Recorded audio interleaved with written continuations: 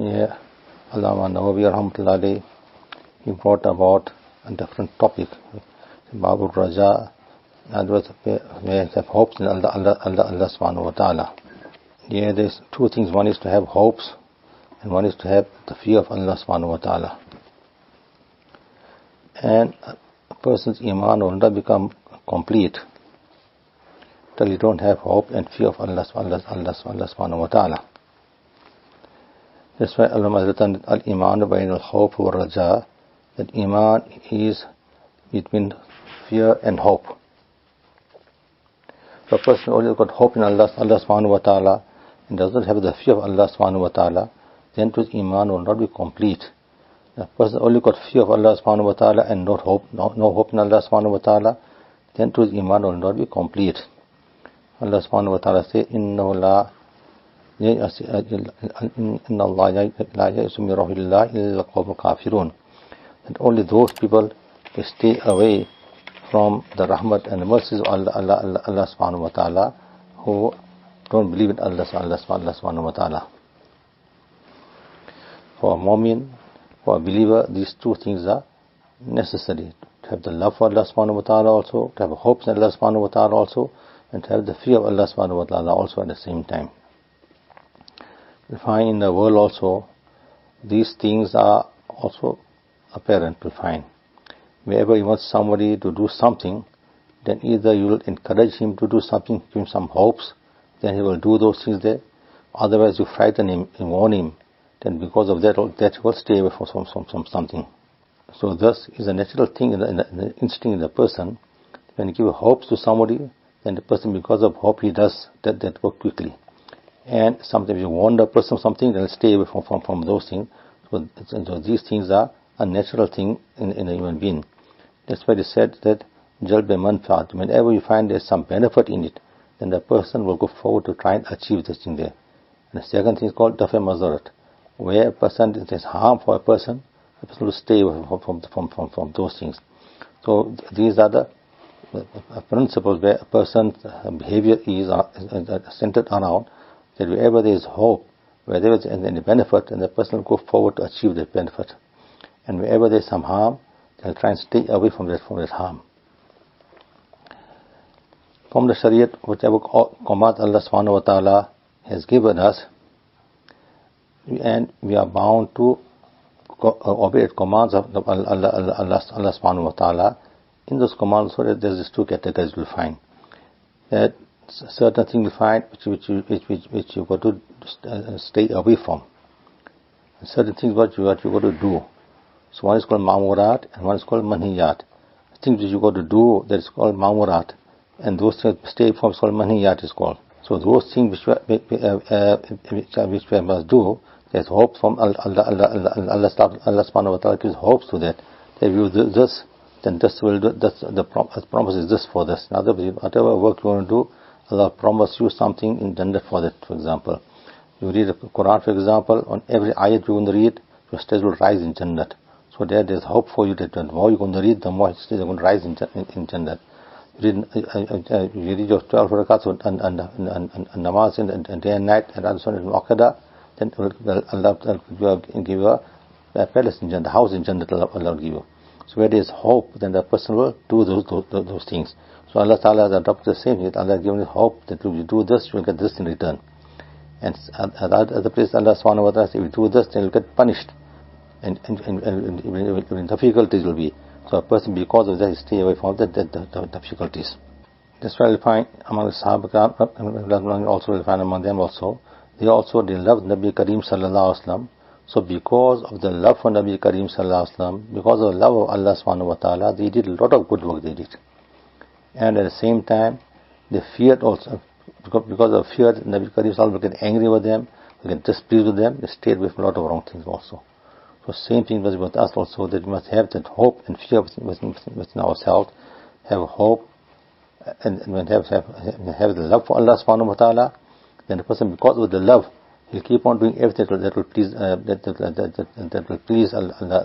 Subhanahu wa Ta'ala.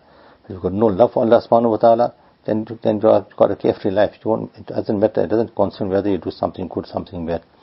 So the love alone will encourage you to do such things that will stop you from the displeasure of Allah and Nabi sallallahu alaihi wasallam. That's why in the lives of the Sahaba Kiram will find many examples where the Sahaba did work because of the love for Nabi Karim sallallahu alaihi wasallam. And on the other end, you'll find that in many places the Nabi Karim sallallahu alaihi wasallam warned the Sahaba from doing something. So because of that, they stayed away from those things also. So it's important to understand that we've got to have that love for Nabi Karim. For example, you find it comes in Hadith also, it comes that there was one Sahabi had a red cloth with him. Nabi Karim saw the red cloth and told him, this cloth is not for men. It's not a good color. So this Sahabi immediately took that cloth and put it into the fire. And Nabi asked him next day, what do you do with the cloth? You burn it. So why you burn it? Give it to your women folk in the house to use it. Why? They could have used it. It was nice for him to use the bright colors. But they thought something Nabi Sallam just liked is not fit to be on my body or not for my family's body also. That was the love they had for Nabi Karim sallallahu alaihi wasallam. So many other examples we'll find with it also. One Sahabi had a gold ring in his hand. Nabi Karim sallallahu alaihi wasallam saw the gold ring in his hand and took it out and said, this gold is not for men, and threw it down on the ground. And now Nabi sallallahu alaihi wasallam went away.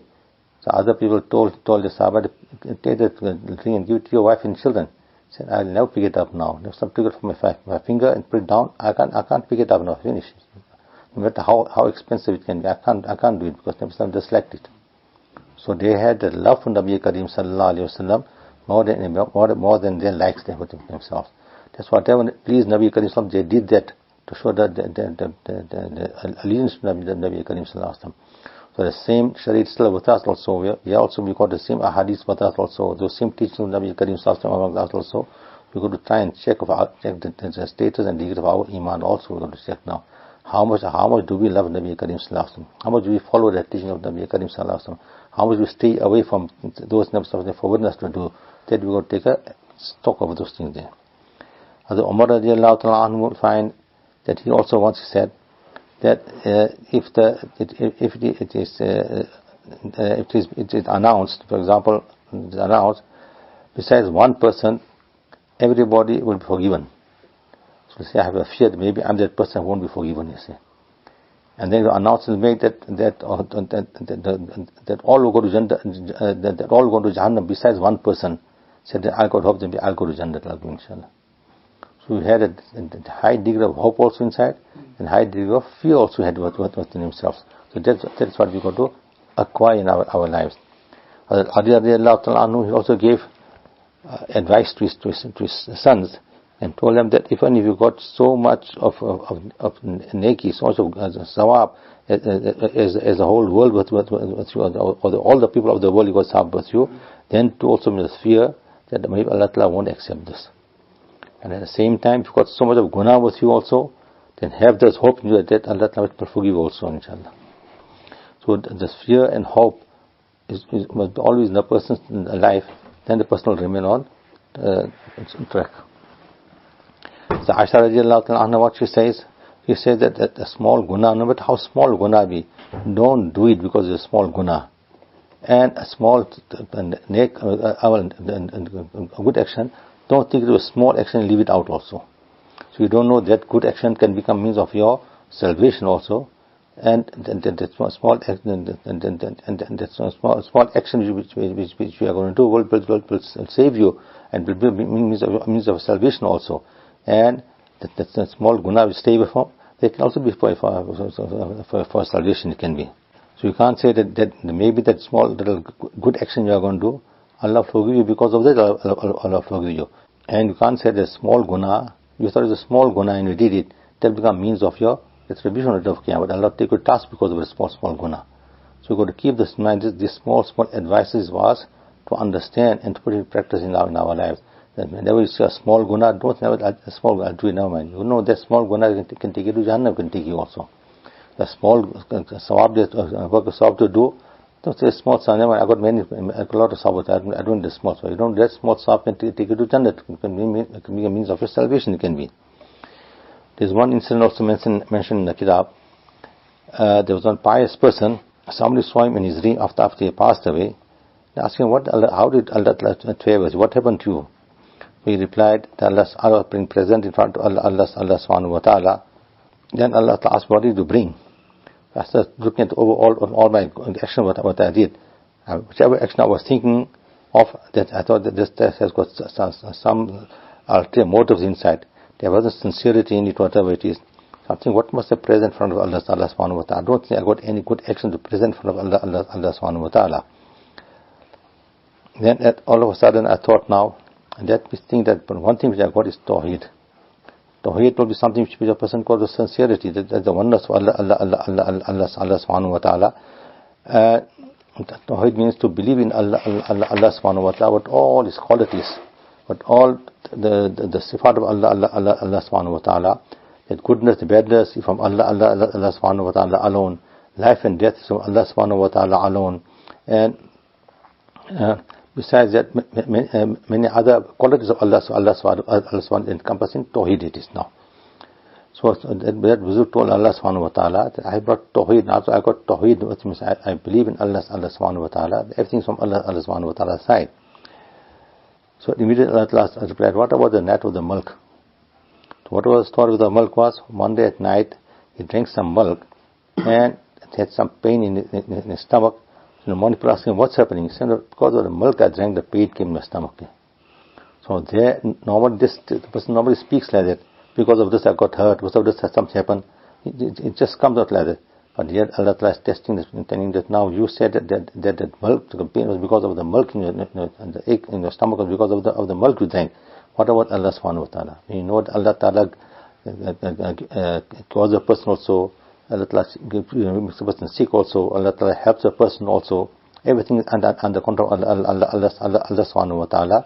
So now how do you blame that milk? She have said this from Allah's side, the pain, whatever it is. So now I had no way out to move. I said, I've got no good action also.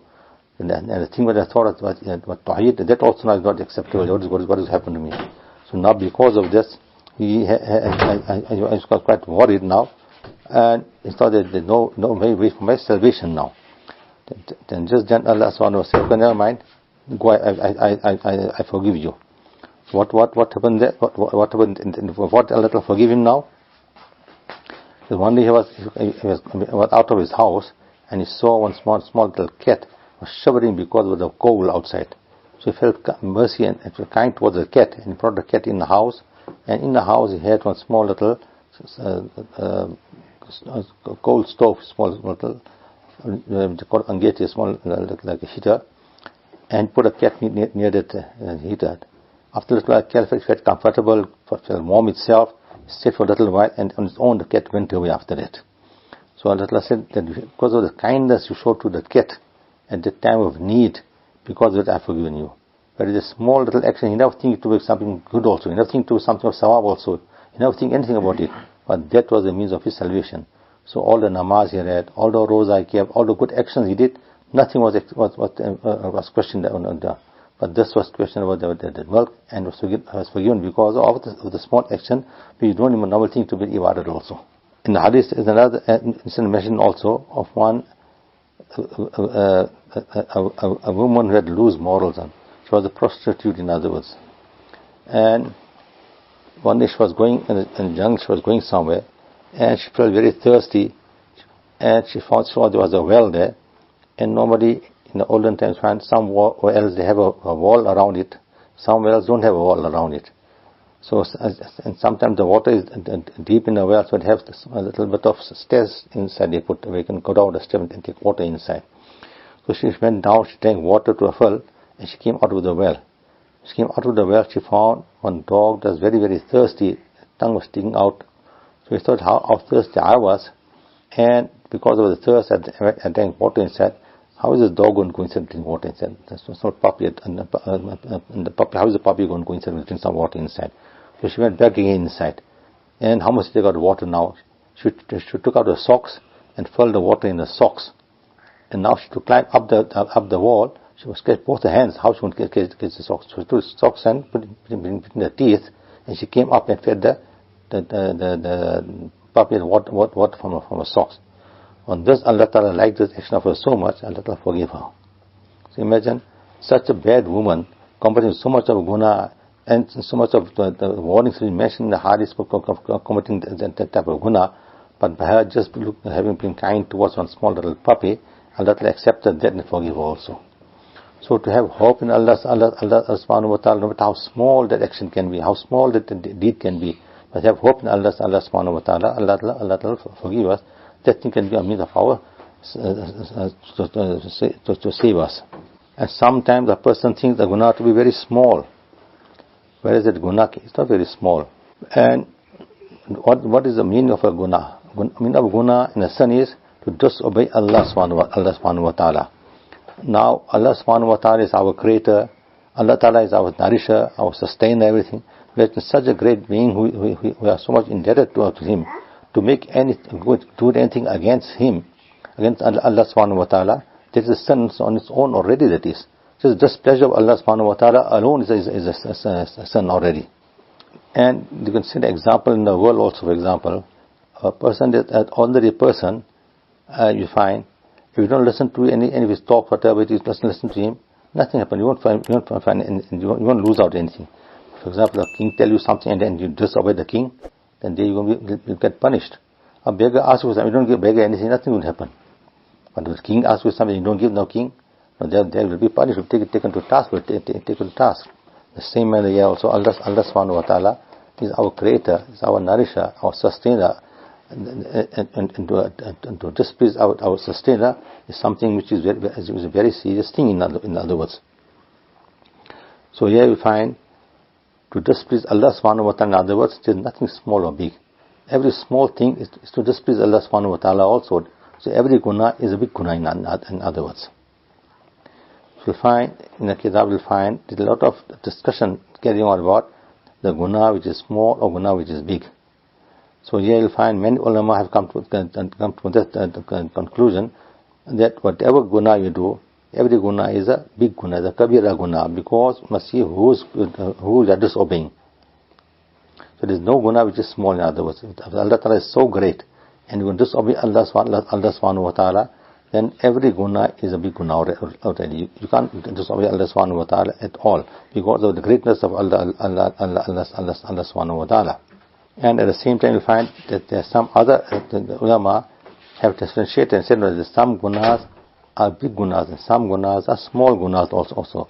In the Quran وَإِن تَجْتَنِبُوا كَبَائِرَ مَا تُنْهَوْنَ أَن نُكَفِّرْ عَنْهُمْ سَيِّئَاتِكُمْ. So here some gunas as such which Allah Ta'ala just forgives like that also. Allah has made different means for you for your gunas to get forgiven also. And because of that, some of the ulama say that some gunas are big and some gunas are small. And at the same time, a person insists in doing small gunas and is bold to come with small gunas, then the small gunas will add up to a big guna to become then. So it doesn't mean that the small guna now you keep on doing, you are bold to do the completing those gunas. There's nothing wrong with the small gunas, but the small gunas will add up to become a big guna afterwards. So that also is wrong in other words. So a person shouldn't have the habit, shouldn't be habituated to commit small gunas in other words.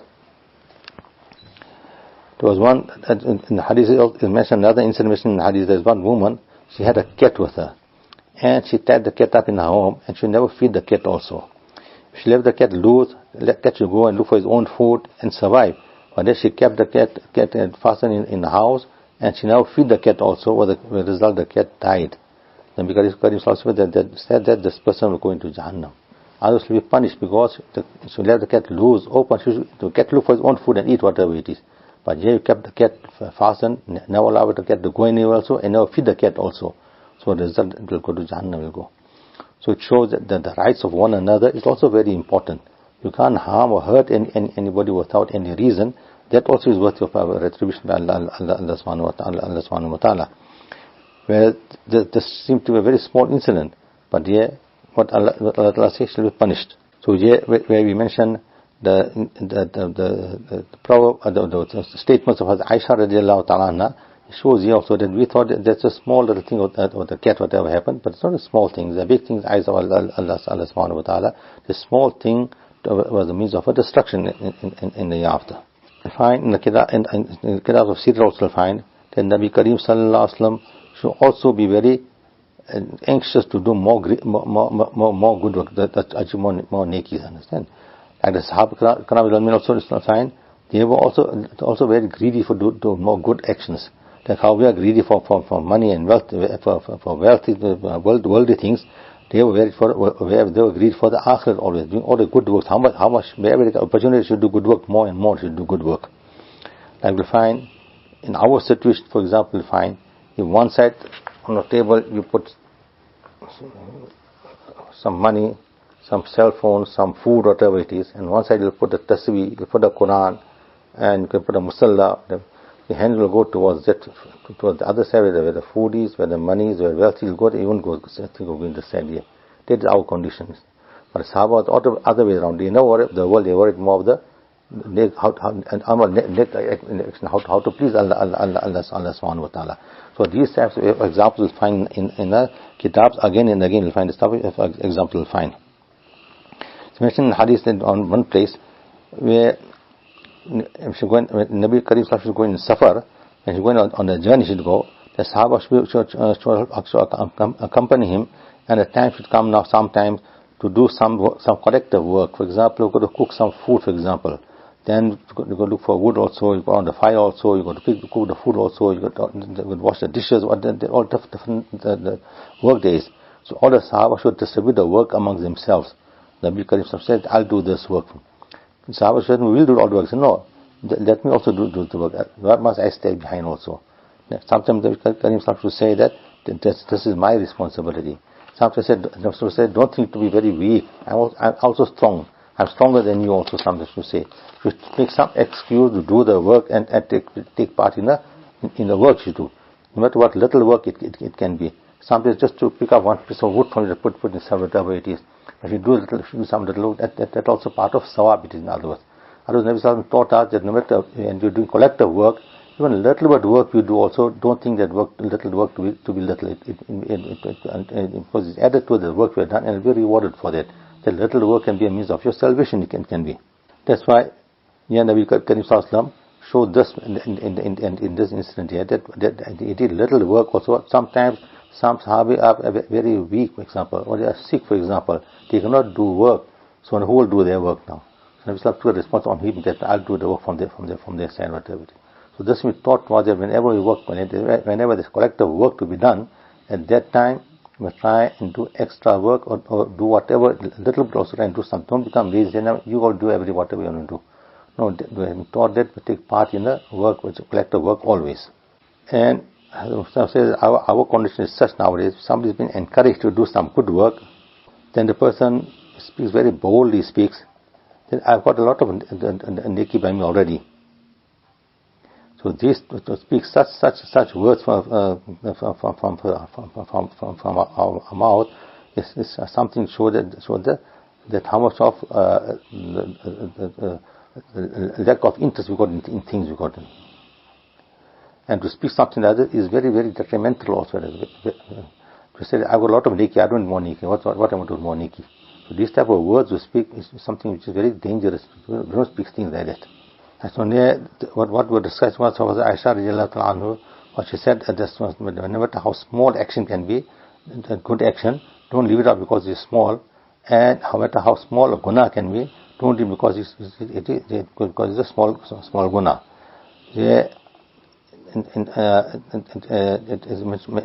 Nabi Karim also mentioned that Iyakum Muqaratul Dhunub, that save yourself from guna also. For small guna, small sin, try and save yourself from that. Then don't think it will be a small guna and I'll just do it now, I'll just do it. No, don't think it will be like that. That's why it's mentioned yet that the basis of Iman is on two things. One is on hope in Allah subhanahu wa ta'ala, and one is the fear of Allah subhanahu wa ta'ala. So when these two put together, they become a balance in our nation, a balance now.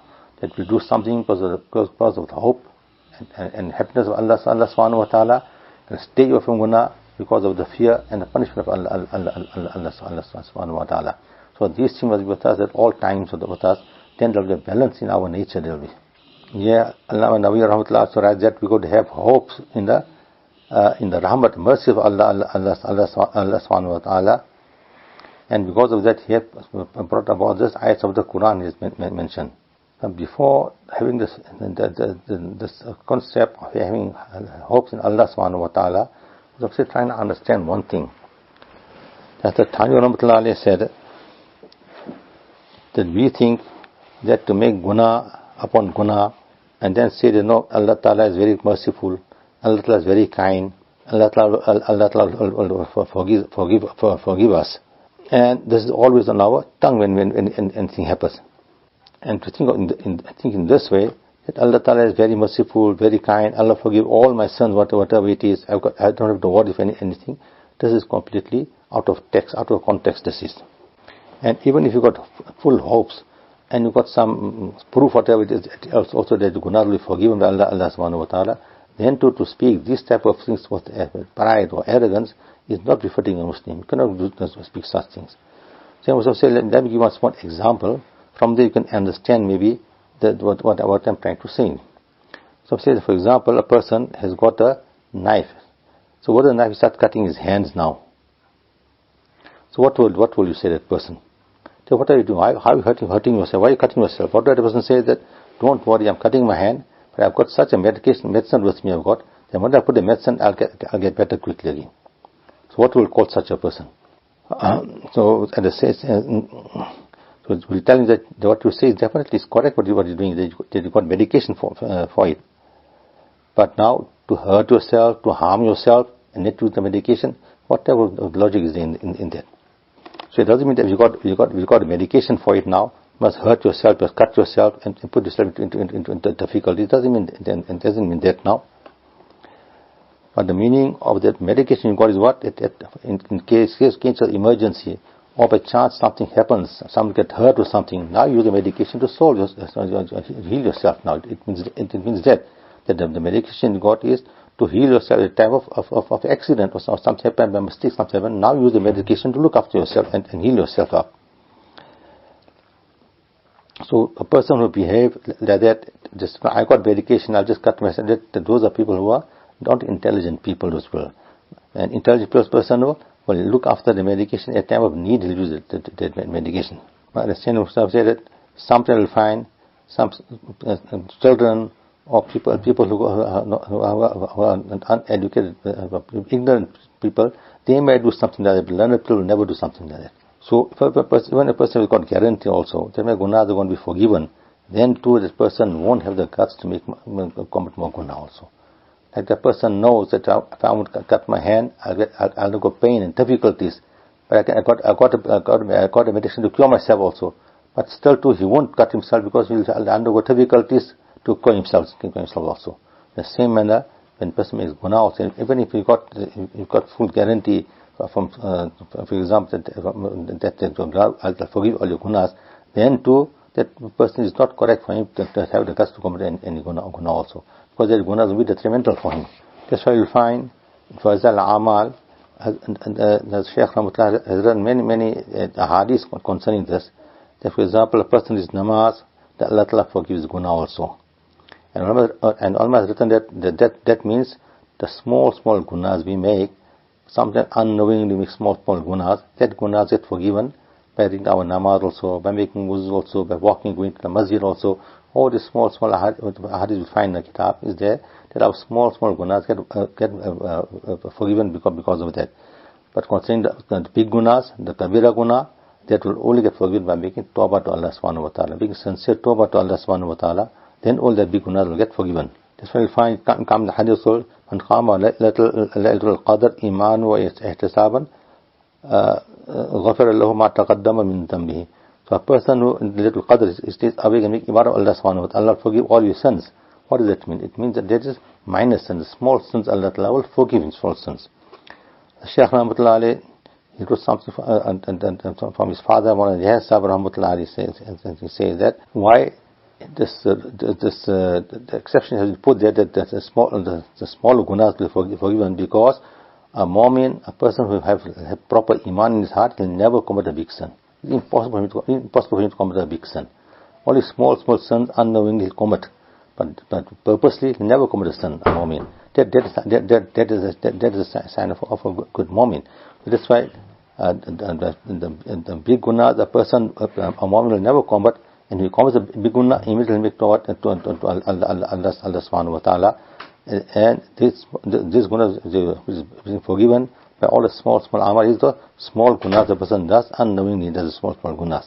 So small gunas, by making our ibadat, different types of ibadat we make, the small gunas get washed away because of that. So here, as Mustakim said, that whatever it is, must try and stay away from all types of guna, whether it's big gunas or small gunas, must try and stay from all guna. Even if you've got some guarantee also that guna will be forgiven, then too it doesn't behave a Muslim to commit any guna at any time. By a person making guna, enjoy making guna for a little while, but the end result is punishment, difficulties, hardships. The person stay away from guna, the little while stay away from guna, the hardship for staying away from guna, but the end result is always happiness. Always keep that in mind. That look, the guna we're going to make, little while we're going to enjoy, but after that is all hardships after that. And we do some good work and stay away from guna, that restrain within ourselves a little while also, that hardship is. But but afterwards, forever and ever, there is happiness for us afterwards. You keep this in mind, and then it becomes easy for you to make more good work and stay from guna all the time. As a moment, you could keep this in mind always, that Allah has created us, and Allah has make some laws, some rules, some regulations for us to follow. According to that, we're going to conduct our lives. When you have that, then inshallah, then it becomes very easy for us to do good work. And if you keep in mind that there's accountability for us after this life, there's another life to come. On the day of Qiyamah, we are going to be answerable for whatever actions we do, going to be answerable for our actions on the day of Qiyamah. This thought alone, the tasawwur akhir alone comes a person, then automatically that person won't commit any guna. Because there is going to give an account for all the actions which he has done. And the action is done, the action which he did done also, that Allah Ta'ala knows what he has done also. At the same time, the Farishta has written whatever is done also. The Farishta also know about it, and it's written in the books also at the same time. And at the same time, the body parts also has witnessed that guna you have made also. And the ground where you are standing also, the ground also has witnessed whatever you have done also. Because so many witnesses will have what has happened then after. So it's important to understand that we will try and stay from guna and just pleasure of Allah subhanahu wa ta'ala. That's why you'll find Allama Iqbal Sahab rahmatullahi, he wrote some poems. I should always say that some of his poems are very, very deep in meaning. He said, "Oh Allah, please forgive me for my sins. I am full of sins. Please forgive me for my sins. And if you would take me to task also, then take me to task in such a manner that away from Nabi Kareem sallallahu alaihi wasallam's sight." It doesn't happen that if some see his ummah being punished, he'll get hurt. Then that doesn't happen. I was so much of love had for Nabi Kareem sallallahu alaihi wasallam. I am a son. Definitely I am a son, or whatever it is. But when taking my accounts of my deeds and take it away from the sight of Nabi Kareem, he must have feel hurt about whatever it is. Because Nabi Kareem came as a mercy and to mankind he came. And he taught us everything, how to live in the world. He gave us everything easy for us to understand what to do. And then too, we never follow the way of Nabi Kareem sallallahu alaihi wasallam. How hurt won't he feel? I explained to them how to live, and yet they committed guna. How hurt won't Nabi feel? Like for example, you take in our lives, you'll find a father tells the child, don't do certain thing, mustn't do certain thing. Then he get caught up somewhere in doing something, now he's been punished and put into jail, whatever it is. How hurt won't that father feel? And I told the son he mustn't do this and see what he did now. Then the same way, Nabi Kareem taught us how to live in this world, and we live against that, contrary to what Nabi taught us to live in the world. How bad, how hurt one Nabi feel on the day of Qiyamah. So you could keep this in mind. Whatever guna we're going to do, all this will be on the day of Qiyamah. It will be in front of everybody. Our elders will be there. Everybody will be there. What will happen to us? Whatever the disgrace at that time. So to save ourselves from that disgrace, it's important that we try and follow the sunnah way of Nabi Kareem sallallahu alaihi wasallam. Save ourselves from all types of disobedience of Allah subhanahu wa ta'ala. Subhanallah, subhanakallahumma wa bihamdika, nashhadu an la ilaha illa anta, nastaghfiruka.